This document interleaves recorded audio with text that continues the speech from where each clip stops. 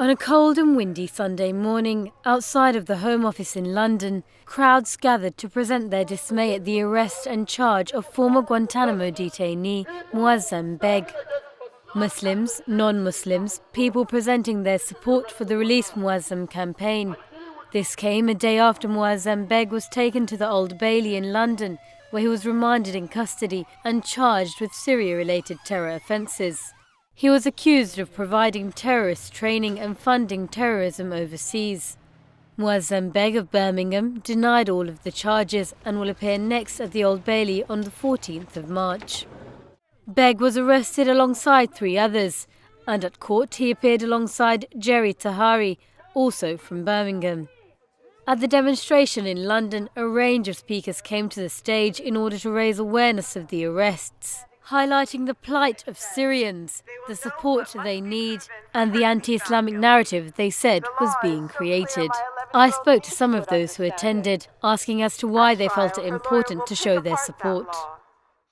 We're here to show solidarity with Moazzam Begg and with the Muslim community in its continuous and relentless attack against free speech, its right to dissent, its right to challenge, its right to fight for justices, whether it's in this country or across the world. This is the cause of unity to come together, especially given that Allah subhanahu wa ta'ala has made it incumbent upon a people to establish justice. And this is from the verse of the Quran. For me, this isn't even about Moazzam Begg. This is about justice, this is about the right thing to do. And ultimately, Muslims are being harassed all over the place.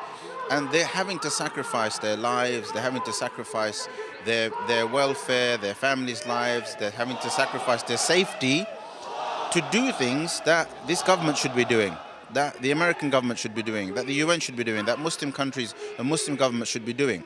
But because they're not doing their jobs, we're having to step in, and we will.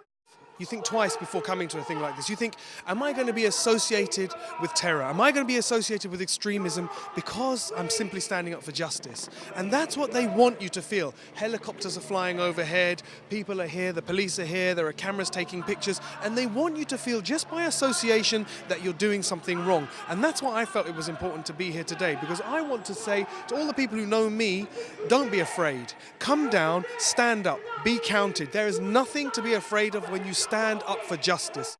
In the West, don't we? This is the first time Moazzam has ever faced any charges. He was held by the US government at Bagram Detention Center in Afghanistan, then Guantanamo Bay in Cuba, held for nearly 3 years after being arrested in Pakistan. Arrested in February 2002, suspected of being a member of Al-Qaeda. The feeling at the demo was a plea for justice and the targeting of Muslims in Britain. Speaker after speaker, the feeling of an anti-Islamic narrative being put into play in Britain, becoming the focal point of their discussion. There are over 800 people standing behind me here calling for the release of Moazzam Begg. He has been charged on terror offences relating to a trip to Syria in 2012. Standing outside the Home Office here in London, Muslims have come together united, calling for his release.